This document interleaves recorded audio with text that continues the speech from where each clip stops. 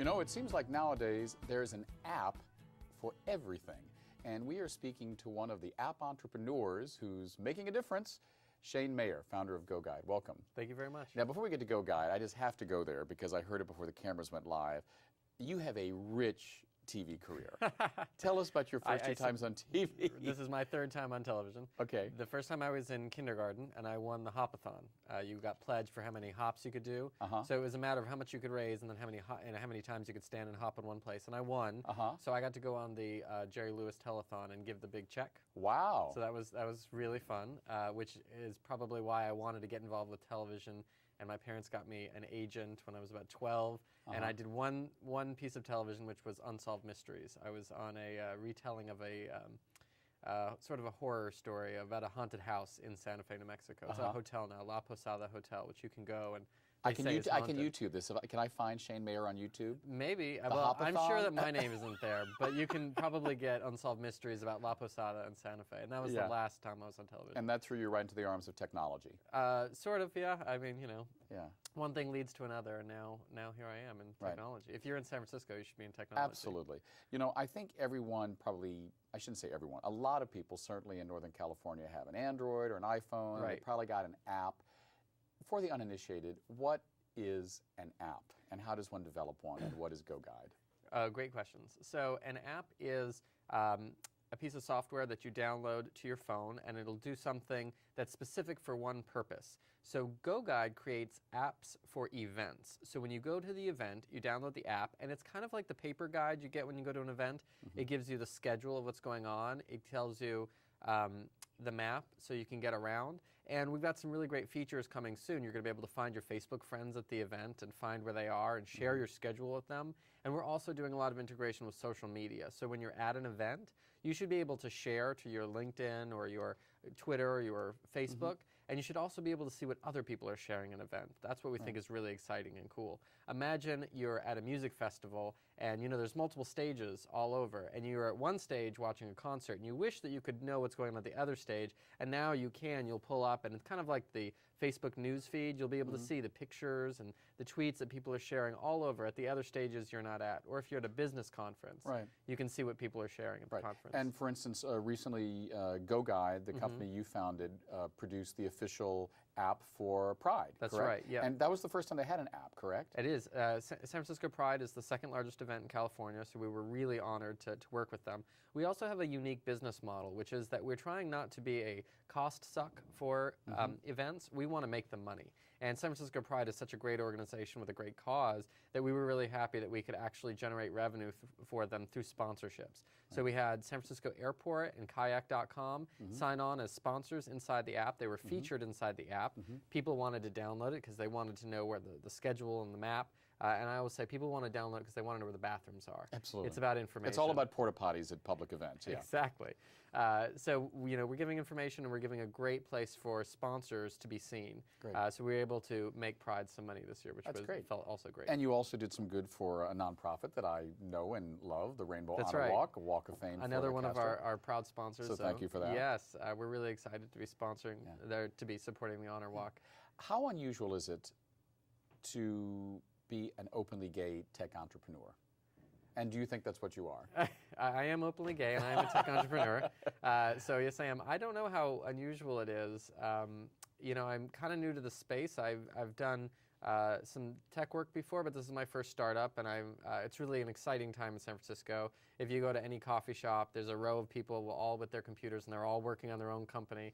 And so I'm meeting a lot of different entrepreneurs, and I find that it's pretty diverse in terms of who's starting companies right now, all ages, sexual orientations, colors. It's pretty exciting. There definitely are networks of gay entrepreneurs and gay tech entrepreneurs, which is really great.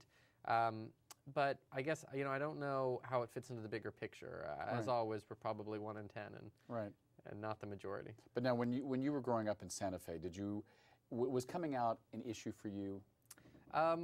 I have very supporting and loving parents, so it shouldn't have been. But I think the issue for me was Santa Fe is a really interesting town. It's when I grew up, it's 60,000 people, but it's very cosmopolitan and has a lot of gay people and a gay presence and a lot of art. they usually go hand in hand. Yeah, even San Francisco's most famous gay author, Armistead Maupin, he's moving from San Francisco That's right. to Santa Fe. Yeah, but even that said, it was such a small population, I didn't know a lot of gay people. And I didn't have a lot of role models. One or two, my parents had some gay friends, but they weren't near my age and I couldn't relate. So I didn't come out growing up there. I came out when I went to college and suddenly found a whole cadre of people my age who were, you know, I could really relate to, who were out, who took me out, went to the gay clubs, and it was a realization that it was, you know, who I was, and that it made sense that being, you know, dating a man and being with a man was natural. Well, and I have to congratulate you. I understand that you were married recently. Yes, just 2 weeks ago. Your husband's name is John Quintana, correctly? Quintana. Quintana, apologize. Very popular name in New Mexico, but that's about it. And he's not from New Mexico. But and so you actually got married in New Mexico? We did, in Santa Fe. Now, does this marriage have the weight of law? It doesn't, no. So New Mexico doesn't recognize same-sex marriage. Neither does California, as we know.